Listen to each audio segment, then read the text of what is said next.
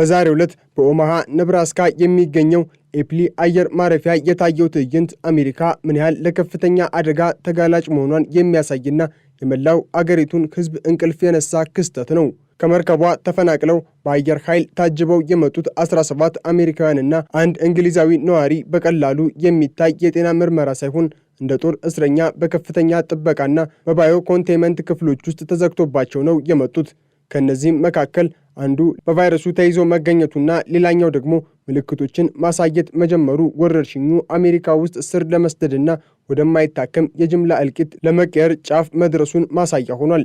ይህ ክስተት በኦማሃ ከተማ ላይ ብቻ ሳይሆን በመላው አሜሪካ ላይ የፍርሃት ጥላን አጥልቷል። በኦማሃ የሚገኘው ብሔራዊ የኳረንቲን ማዕከል በአሁኑ ወቅት እንደ ዓለም ፍጻሜ መከላከያ ምሽግ እየታየ ነው። ምንም እንኳን የመንግስት ባለስልጣናት ሁኔታው በቁጥጥር ስር እንደሆነና ምልክቶቹም ቀላል ናቸው እያሉ የህዝቡን ስጋት ለማለሳለስ ቢሞክሩም የሃንታ ቫይረስ እውነተኛ ባህሪ ግን ይህንን አይመሰክርም። በተለይም የሞት መጠኑ 40 በመቶ የደረሰውን ይህንን ገዳይ ቫይረስ ይዞ ወደ አገር ውስጥ መግባት እንደ ቦምብ የታቀፈ የጥፋት ስጋት ተደርጎ ሊወሰድ ይገባል። ይህ ቫይረስ እንደ ሌሎች የሃንታ ዝርያዎች ከአይጥ ወደ ሰው ብቻ ሳይሆን ከሰው ወደ ሰው የሚተላለፍ ብቸኛው የዓለማችን ገዳይ ዝርያ መሆኑ አሜሪካን በታሪኳ አይታው የማታውቀውና በቢሊዮን የሚቆጠሩ ሰዎችን ሊፈጅ የሚችል የጤና ቀውስ ውስጥ ሊከታት ይችላል። እያንዳንዱ ተሳፋሪ እንደ ተንቀሳቃሽ ባዮሎጂካዊ መሳሪያ ሆኖ ሊያገለግል እንደሚችል ባለሙያዎች በስጋት ይናገራሉ። በአሁኑ ወቅት በካሊፎርኒያ፣ ቴክሳስ፣ ጆርጂያ፣ አሪዞና እና ቨርጂኒያ ግዛቶች ውስጥ የሚገኙ ዜጎች በከፍተኛ ክትትል ስር መሆናቸው ቫይረሱ ቀድሞውኑ ወደ ማህበረሰብ ውስጥ ሰርጎ ገብቶ ሊሆን ይችላል የሚለውን ጥያቄ አስነስቷል። እነዚህ ሰዎች ምልክት ባያሳዩም እንኳን የቫይረሱ የመቀመጫ ጊዜ እስከ 8 ሳምንታት ወይንም 60 ቀናት ሊረዝም መቻሉ በሚቀጥሉት 2 ወራት ውስጥ አሜሪካ በማይታይና በማይታከም የሞት ማዕበል ልትመታ እንደምትችል ስጋቱን ከፍ አድርጎታል። እያንዳንዱ በክትትል ስር ያለ ሰው በአንድ አጋጣሚ ካስነጠሰ ወይንም የነካው የበር እጀታ በሺዎች የሚቆጠሩ አሜሪካውያንን ወደ መቃብር ሊወስድ የሚችል ሰንሰለታማ ስርጭትን ሊጀምር ይችላል። አሜሪካ በአሁኑ ወቅት በጸጥታ በሚንቀሳቀስ ገዳይ ቫይረስ ተከባ ትገኛለች። የአንዴስ የሃንታ ቫይረስ ዝርያ ዝምተኛ ግን ደግሞ እጅግ ጨካኝ ገዳይ ነው። በደቡብ አሜሪካ አርጀንቲናና ቺሊ ጫካዎች ውስጥ የሚገኘው ይህ ዝርያ አሁን በመርከብ ተሳፋሪዎች አማካኝነት መላውን ዓለም እያዳረሰ ይገኛል። የመርከቧ ጉዞ ከአርጀንቲና ተነስቶ በአንታርክቲካ፣ በደቡብ ጆርጂያና በተለያዩ ገለልተኛ ደሴቶች ላይ ማረፉ ቫይረሱ ምን ያህል ሰፊ ቦታዎችን ሊበክል እንደሚችል ያሳያል። ይህ ጉዞ የመርከብ ጉዞ ሳይሆን የሞት ጉዞ ሆኖ ተመዝግቧል። የዓለም ጤና ድርጅትና ሌሎችም ተቋማት ስጋቱ ዝቅተኛ ነው ቢሉም በመርከቧ ላይ የደረሰው እልቂት ግን ተቃራኒውን ይናገራል። የደች ባልና ሚስትና አንዲት ጀርመናዊት በመርከቧ ላይና ከመውጣታቸው ጥቂት ቀናት በኋላ መሞታቸው የቫይረሱን ፈጣን ገዳይነት ያረጋግጣል። በተለይ የደች ተወላጅ የሆነው የ70 ዓመት አዛውንት መሞትና አስክሬኑ ለ2 ሳምንታት ሳይታወቅ በመርከቧ ላይ መቆየቱ መርከቧን ወደ ተንሳፋፊ የመቃብር ስፍራነት ቀይሯታል። በዚህ በተበከለ አየር ውስጥ የነበሩ ተሳፋሪዎች አሁን ወደ የአገራቸው ተበትነዋል። ይህም ማለት ደግሞ እያንዳንዱ ተሳፋሪ የሞት መልእክተኛ ሊሆን ይችላል ማለት ነው። የቫይረሱ ስርጭት አሁን ከአውሮፓ እስከ አፍሪካ፣ ከአሜሪካ እስከ ሲንጋፖር ድረስ ያሉ አገራትን ስጋት ላይ ጥሏል። ፈረንሳይ ውስጥ አንዲት ሴት ምልክቶች ታይተውባት ሆስፒታል መግባቷና ሁኔታዋ በየሰዓቱ እየተባባሰ መምጣቱ ወረርሽኙ በአውሮፓ ምድር ላይ ያለውን አጥፊ ኃይል ያሳያል። ስፔን ውስጥ የተደረገው መጠነ ሰፊ የጤና ዘመቻ ወታደራዊ ሆስፒታሎች ጥቅም ላይ መዋላቸውና የአስቸኳይ ጊዜ አዋጅ መሰል እርምጃዎች መወሰዳቸው ሁኔታው ከመደበኛው የጤና ክስተት በላይ መሆኑን ያረጋግጣል። ስፔን ዜጎቿን በወታደራዊ ኃይል አስገዳጅ ኳረንቲን ውስጥ ለማቆየት መገደዷ ቫይረሱ ወደ ማህበረሰቡ ከገባ ሊያስከትል የሚችለውን ማህበራዊ ቀውስ ፍንጭ ይሰጣል። የዚህ ወረርሽኝ ትልቁና እጅግ አስፈሪው ስጋት ካልታወቀ ምንጭ መነሳቱ ነው። በመርከቧ ላይ ምንም አይነት አይጦች ያለመገኘታቸው ቫይረሱ እንዴት ተሰራጨ የሚለውን ጥያቄ እጅግ ምስጢራዊና አስፈሪ ያደርገዋል። ይህ ምናልባትም ቫይረሱ አዲስ የመተላለፊያ መንገድ አግኝቶ ወይም በሰው ሰራሽ መንገድ ተለውጦ ሊሆን ይችላል የሚል ስጋትን ይፈጥራል። በተጨማሪም በመርከቧ ላይ የነበሩ 30 የሚጠጉ ተሳፋሪዎች ቫይረሱ መኖሩ ሳይታወቅ በፊት ወደ 12 የሚጠጉ አገራት ውስጥ ተበትነዋል። እነዚህ ተሳፋሪዎች አሁን ያሉበት ሁኔታና እነማንን እንደበከሉ በትክክል አለመታወቁ ዓለም በታላቅ የቫይረስ ፈንጂ ላይ ተቀምጣለች ለማለት ያስደፍራል። እያንዳንዱ አገር የራሱን ዜጎች ለመጠበቅ ሲል ድንበሩን ቢዘጋም ቫይረሱ ግን ቀድሞውኑ ድንበሮችን ጥሶ መግባቱ ታውቋል። በአሜሪካ ውስጥ ያለው የፖለቲካና የጤና ዝግጅት ድክመት ሌላው ትልቅ ስጋት ነው። ፕሬዝዳንት ትራምፕ ሁሉም ነገር በቁጥጥር ስር ነው ቢሉም የጤና ባለሙያዎች ግን አገሪቱ ለዚህ መሰል ወረርሽኝ ዝግጁ እንዳልሆነች በይፋ እየገለጹ ነው። በሲዲሲ ላይ የተደረጉ የፋይናንስ ቅነሳዎችና ከዓለም ጤና ድርጅት ጋር የነበረው ግንኙነት መሻከር አሜሪካን ለዚህ ገዳይ ቫይረስ አጋልጦ ሰጥቷታል። ቫይረሱ በአሁኑ ወቅት በቴክሳስ ወይንም በካሊፎርኒያ የከተማ መሃል ቢከሰት በአንድ ቀን ውስጥ ብቻ በሺዎች የሚቆጠሩ ሰዎችን ሊበክል ይችላል።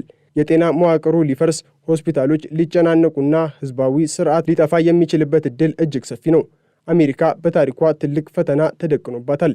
ወደፊት ሊከሰቱ የሚችሉ አደጋዎች ዝርዝር እጅግ አስፈሪ ነው።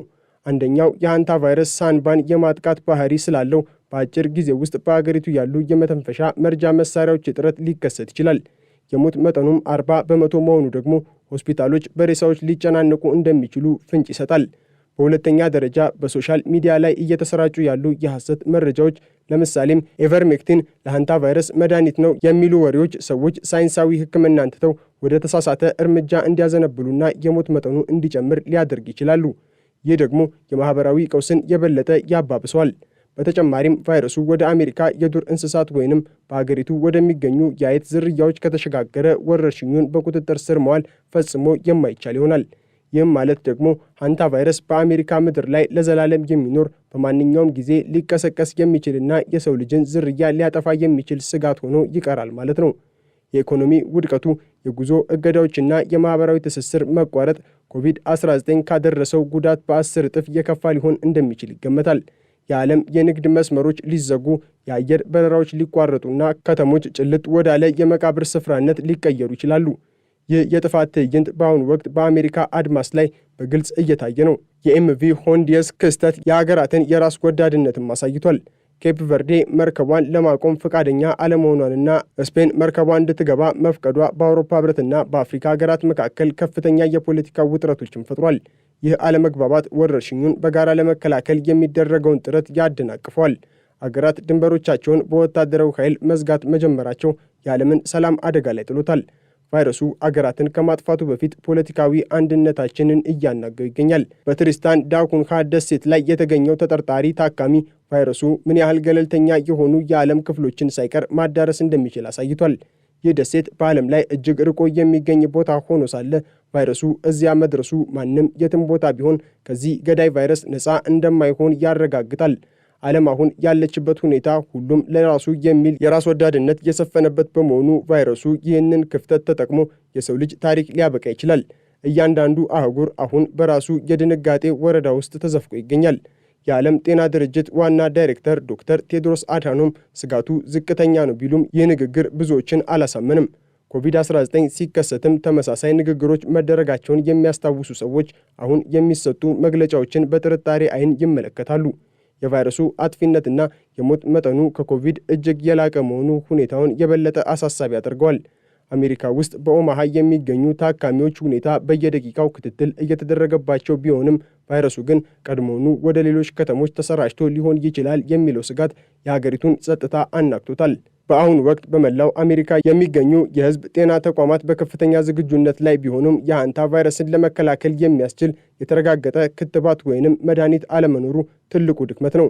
ሳይንቲስቶች ክትባት ለማግኘት ሌት ተቀን ቢሰሩም ቫይረሱ ግን ከነሱ ፍጥነት በላይ እየተጓዘ ነው። ይህ ደግሞ በሕዝቡ ዘንድ የተስፋ መቁረጥ ስሜት እንዲፈጠር አድርጓል። ሰዎች ከቤታቸው ለመውጣት፣ ሰላምታ ለመለዋወጥና ለመንቀሳቀስ እየፈሩ ነው። አሜሪካ በአሁኑ ወቅት በማይታይ ጠላት ትወራለች። በአጠቃላይ ይህ የሃንታ ቫይረስ ወረርሽኝ ለአሜሪካና ለዓለም ሕዝብ የህልውና ስጋት ነው። በኦማሃ የታዩ ቀላል ምልክቶች የከፋ የጅምላ እልቂት መጀመሪያ ሊሆኑ ይችላሉ። አሜሪካ አሁን ያለችበት ሁኔታ ከፈነዳው የእሳተ ገሞራ አመድ ስር እንደመሆን ነው።